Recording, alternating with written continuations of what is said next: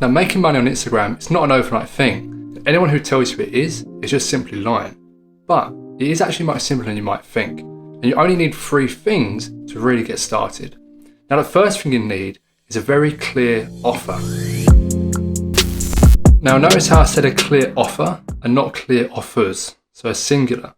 Now, you've probably been sold a lie that you need to have an email list. You need to be on every single social platform possible. You need to be posting every single day. You need to have a complete marketing funnel built out from top of funnel right the way through to bottom of funnel and so on.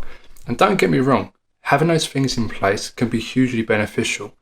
But to have all of those things in place and working properly, you need a lot of time, you need a lot of money, you need a lot of manpower, or you need a lot of automation. And for most people, they just simply don't have access to those things at this moment in time.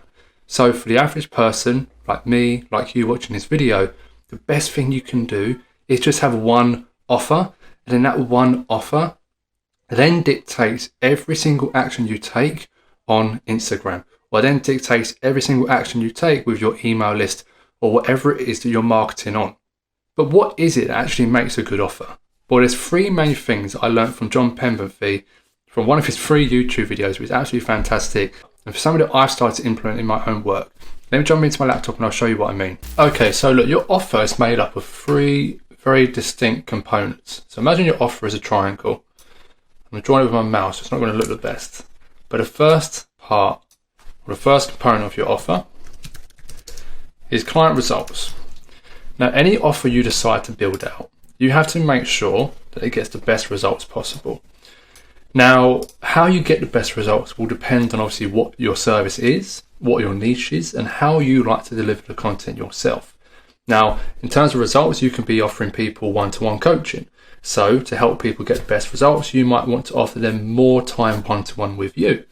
Or you might decide to add in some extra video content, so pre-recorded video content to whatever your offer is, to ensure that they get some additional help and additional learning time outside of the time they already spend with you. Or you might be focused on purely just an online course. And in that case, you might find that to get the best results from your clients, you still need a way to keep people accountable. So then you add things like a Facebook group, or you can add things like a WhatsApp group, a place for people to bounce ideas off each other and to remain accountable within the offer that you are building out for them. Now, another aspect of your good offer is scalability. Make sure I spell it right. Scalability. Any offer you build, you need to be looking long term. Now, you might be someone who at the moment you can only handle 1 or 2 extra clients. And if that's the case, it's because your offer at the moment is not scalable. A scalable offer will allow you to build up your client base to essentially whatever you want it to be. So if you want 10 clients, you can have 10 clients. If you want 20 clients, you can have 20. If you want 100, you can have 100 clients. That is what makes your offer scalable. Now, how do you make it scalable? There's a handful of things you can do, but mostly it's about being able to productize, and that means making parts of your offer that are repeatable for every single client you have. Again, this will vary depending on what your service is, but for the vast majority of people, there's parts of your process that you can repeat for every single client you work with. And for example, just like I mentioned with the client results part of this offer, you can put it into pre-recorded video content. You can build out worksheets. You can build out guides. You can build out things that can be, undertaken without you having to be there. Because ultimately, scalability is about understanding that you have to find a way to deliver value without having to give your personal time away at the same time. Okay? The final part of a good offer is lifestyle. Now, what people tend to forget is that whatever your service is, whatever product you're delivering, that will decide and determine what your personal lifestyle is. Now, if you're someone who says that you want to live the laptop lifestyle, you want to travel the world, you want to work 1 hour per day and enjoy a business like that, that is not a problem. But your offer has to coincide with that dream. So you can't say you want to work 1 hour a day, but then your offer means that you have to be working one-to-one with clients very intensively for a few times per week. It just does not make sense. So whatever your offer is will dictate your lifestyle. But now you begin to understand how the three things work together. Because if you're someone who, like me, doesn't want to spend every single hour of every day working with your clients or working on client work, then the lifestyle side of your offer is going to mean that the time you have with your clients is reduced to what is only necessary. But by doing that, you then have to ask yourself, okay, if I spend less time with my clients or less time on their work, is that going to affect the results that client gets? And if it affects the results, well, then your offer is no longer a good offer. So there's a certain give and take that you're going to have to do with all aspects of your offer to make sure it's concrete and that it's a good offer that ultimately people want to buy and that you can begin to scale up and push on your Instagram page. Now, the second thing you need to make money on Instagram is content that positions you as an authority. Now, it's going to be very hard for me to break this down completely in the next minute or so, but I'll try and give it my best shot. Now, what you need to understand is that vanity metrics, i.e. getting more likes, getting more engagement overall, and growing the page, growing your following, does not give you authority. It gives you perceived authority. Now, perceived authority is that when people see those big numbers, they think that, you must be doing something, you must know your stuff. And to some extent, that's some form of authority. But when we're talking about making money, when we're talking about selling perhaps a high ticket offer, perceived authority is not enough for you to make sales. So if you are still focusing on getting your vanity metrics, if you're still focused purely on growing for the sake of growing, you are not going to make money on this platform. Simple as. I know many people who have 50,000 plus, 100,000 plus followers and do not have a sustainable business from that following, because all they are doing is producing content that creates perceived authority, does not create real authority. So what are some examples?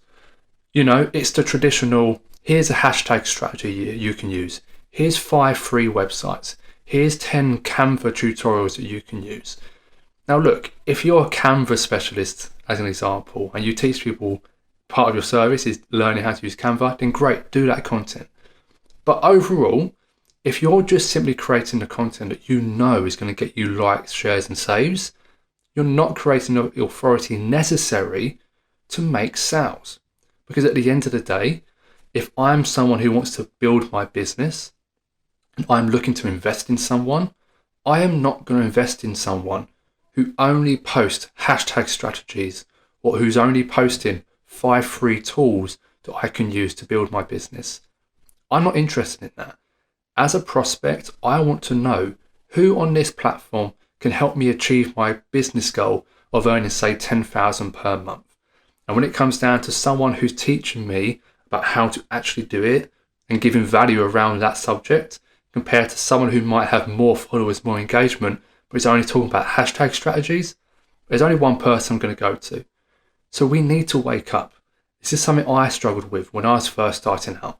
I've done exactly the same thing. Now, I'm not saying that you should never post that content. You should, but you have to understand the purpose of it.